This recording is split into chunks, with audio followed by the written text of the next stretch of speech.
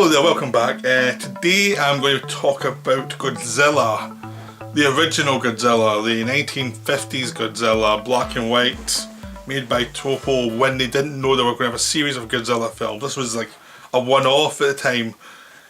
And this is one of my without subtitles series, which means I watched it without subtitles.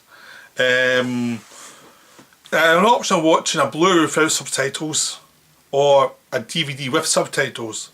Because I wanted to project it and see it on a VR thing so I could see it as a big screen experience, I needed the Blu-ray. But also thought it'd be interesting to watch this film. I've already seen the film, so it doesn't matter so much. But I thought it'd be good to watch it as to get the experience of what it would be like to watch it when it was first made in a big screen.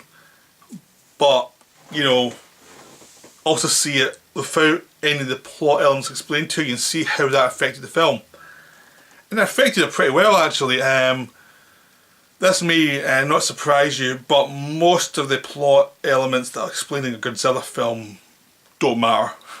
They don't matter when you're watching them, even when you see the subtitles, but when you see it without the subtitles, they really don't matter. You can follow it anyway. It's like a silent movie where you can follow the basic plot and it's fine. There's certain things that happen in it without watching the subtitles that makes you wonder what's going on, because it's suggestive of things that you know weren't really going on in the plot, but because you can't have anyone explain to you the interaction between certain people, you can read them in sort of more sinister ways, which is kind of fun.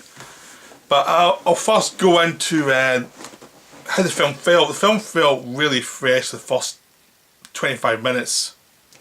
And intermittently after that, anytime there's a Godzilla attack, it really felt wonderful to watch. Anytime anytime the film had the opportunity, which was about 40-45 minutes of the film, of an hour and a half film, of opportunity to shut up and actually have a lot of visuals, tell storytelling by visuals, it was wonderful. Because it was moody, it was black and white, it was lots of shots of devastation, of people stuck in boats, the boats were collapsed, there was radioactive areas where people were burnt. It's just horrifying. It becomes a real metaphor for nuclear war and how horrifying it is, and having no dialogue to tell you any bad dialogue that would make you pull you back out of the film was great, because you just feel what's going on and people are talking but you don't know what they're saying, but you get the feeling of what the emotion of the scenes are, so it doesn't matter if you can't understand what they're saying because you know what the point is.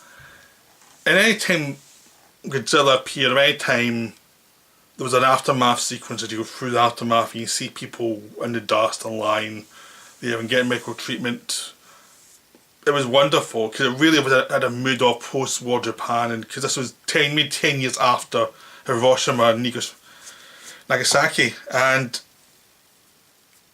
that whole feeling of a world just beyond the nuclear waste is just beautifully done. It's just so wonderfully done. But there's another 45 minutes of the film where you're watching people's heads talk, explain the plot, because they have to pad this film out to 90 minutes. And that's what we really could have done with the subtitles. But since I've seen it with the subtitles, I know it still was, those scenes weren't never that great.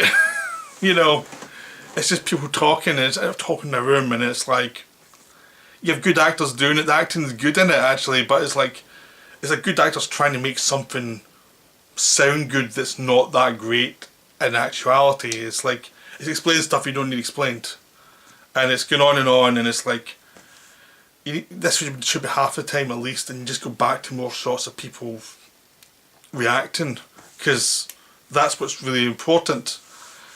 But you don't really get that, and it becomes a real problem. But because I've seen it properly, I know that was always a problem in the film. But you've seen it pretty much projected in a VR thing. The mood of it still comes across as doomed and depressed. You wish you'd cut some of it out. But that's the amusing part of watching it without subtitles. You actually get a sense of what's important in the film and what's not important in the film. Because you can follow the film just by the maps they show. You can see what what's happening. It's not a mystery of what's going on. There's no mystery involved. It's just Godzilla attacks. What do we do about it? We don't know. Godzilla attacks again. What do we do about it? We don't know. All these plans, they don't work. Oops, what do we do now? And it's people getting trashed by Godzilla. And it's wonderful, anytime Godzilla attacks, there's this real mood of menace, of just this big animal destroying Tokyo and destroying nuclear facilities, and there's lots of like big electrical lines that Godzilla always seems to trash. I mean, basically, look at Japan, any Japanese film in the 50s, electric lines, there's tons of them.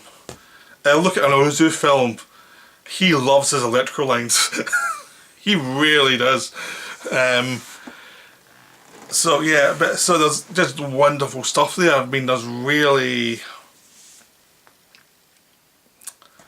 it feels very primal and very much like a real piece of art when you get any time the characters just shut up and just let the director actually direct and have people moving through the screen and moving through darkness and shafts of light. It's all, that's gorgeous. And then every so often it feels like it's so much money to shoot all that stuff, and the rest of the stuff you're going to have to shoot it quickly with lots of reaction shots because we've run out of money and we need to get this stuff done quick. So yeah, so half the film is amazing, half the film is really drags it down. But because it's a Godzilla movie, this, you know, Godzilla's going to turn up pretty soon again, so you can through a boring scene, it's like, it won't be long before we get a Godzilla scene. The funny thing about it is there's a love triangle, but kind of between the daughter of, I'm not sure if she, right, because I don't have subtitles, I'm not sure if one's the son of the lead scientist, if one's the son or she's the daughter, but one's the assistant. I think she's the assistant, I think he's the son, but because they both live with the main scientist, for a while it feels like they're both siblings, but it seems like they're having a romantic look-see, so obviously they're not, but it makes those dog scenes really interesting to see, is this incest? Is it? No, it's not, but it keeps some certain scenes interesting. Because like you can't read the subtitles, you can't say, oh, I am the research assistant or something like that. So there was a romantic subplot with them and a scientist with an eye patch who's created this thing that sucks oxygen and turns life into nothing once it goes off. And that's the thing they use to kill Godzilla at the end. But there's all this, I should never have invented this, and all that stuff about nuclear waste and nuclear fission and oh, this is dangerous, I should destroy it all. But then it's like, so you're seeing the actor overact and he's doing crazy stuff. So you don't understand what he's saying, but it's quite fun to watch because I like overacting in a monster movie. So it's like, yeah, keep going, because that's fun to watch. So, and frankly, because he was a crazy scientist with an eye patch, you know, and he knew the leading lady in the film, I was rooting for them, you know.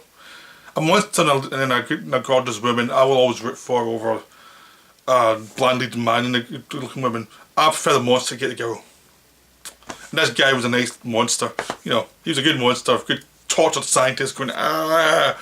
His hair kept on not matching because it's almost like his hair was a bit weird, then it would be combed down again, and it was like, did you shoot that in the same day? What, was this a reshoot? This feels like it's not matching that well.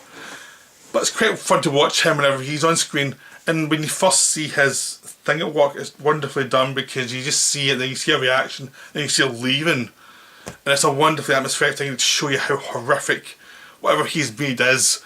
This is horrifying, just, it's wonderfully done, and then they go back to a flashback later and explain what he actually done, and that's so disappointing because we've already got it that this was horrific. You don't need anything else, you don't need any explanation, you've done it in 3 shots.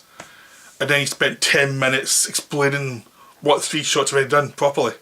So that's the kind of thing you get in Godzilla films though, because Godzilla films have to pad out. Godzilla films tend to be about an hour's worth of plot and action in an hour and a half film, so they have to pad out half an hour of stuff that you don't really need to see, you know. but still wonderfully enjoyable. And I'd highly recommend, if you have a chance to watch without subtitles, I would say give it a shot, because it's quite interesting to watch. I'm going to keep doing this. I've got some other Godzilla films in this box set without subtitles that I'm going to keep doing. I've got some Takeshi Miike films without subtitles, so I'm also going to try as well. I've already done one of his Terra Farmers in this format of without subtitles, so I'm going to keep going and see what I can find out. But this one's quite interesting though. I mean, it did bring up how great half the film was, and how you didn't need the other half the film, really. But it's still wonderful, still see it. I mean, the interesting thing with Godzilla is it was obviously not planned as a sequel, because they kill him off in too concrete a way, and the final battle was not with Godzilla in Tokyo. The final battle was under the sea with them trying to kill Godzilla. So it's obvious they haven't figured the format out yet, and they don't really know if there's going to be a series. It's just like it's a monster movie, and they've introduced a monster, and then they have to kill it. You know, we had to wait for a sequel to say, okay, we need to actually keep to this thing now, and you know, kill Godzilla in a way that means we'll keep bringing them back. So I hope you enjoyed my Godzilla video. It was fun to watch, and it was fun to talk about.